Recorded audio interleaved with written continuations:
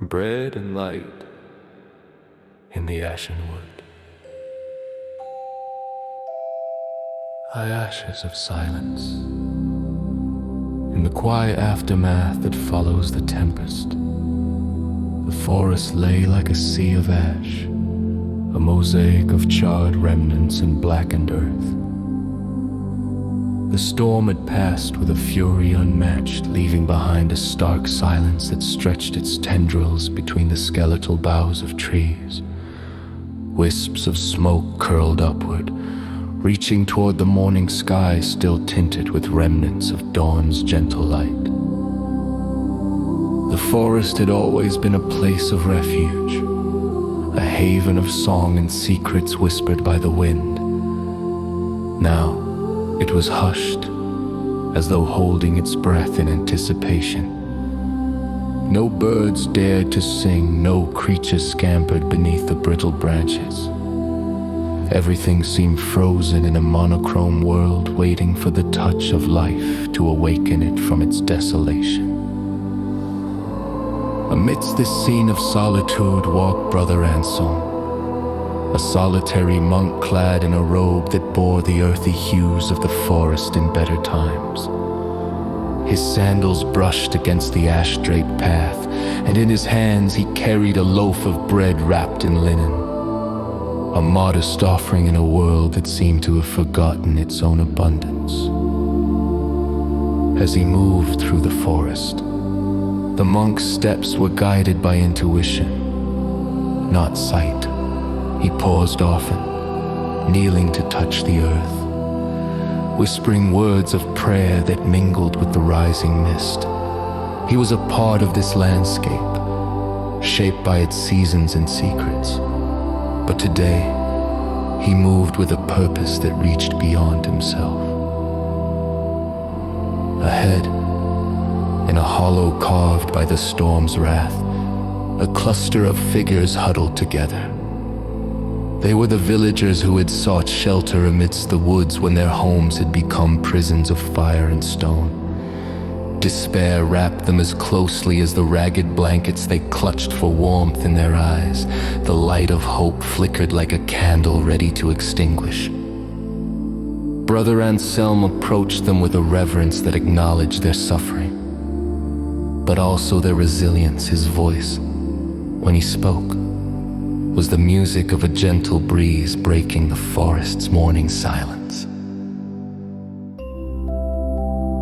"Peace be with you," he offered, his words a balm to the ears of the disheartened.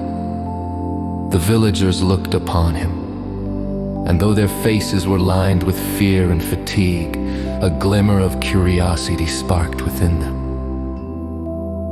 "I bring you bread," Anselm continued, unwrapping the linen to reveal the loaf, still warm and fragrant, as though it held within it the sun's embrace.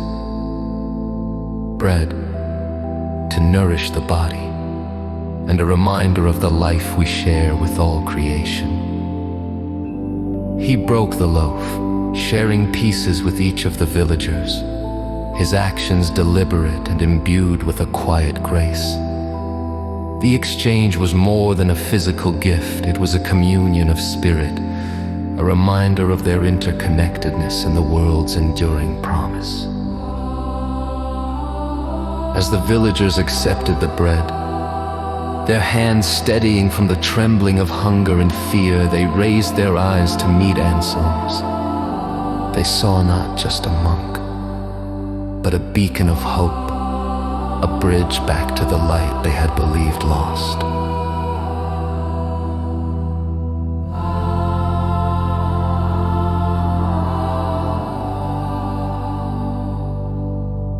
The sun began its ascent in earnest, piercing the forest canopy with rays that danced like golden threads amongst the branches.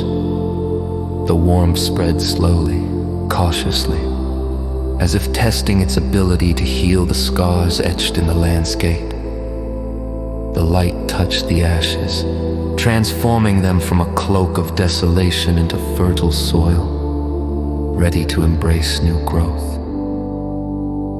In that moment, as the bread was consumed and spirits lifted, a transformation occurred within the forest itself. The songbirds returned as harbingers of hope, their melodies tentative yet certain. Leaves that had withstood the storm's onslaught shimmered anew with dew, vibrant and defiant. Brother Anselm stood among the villagers, his heart lifting with every note sung by the reborn forest.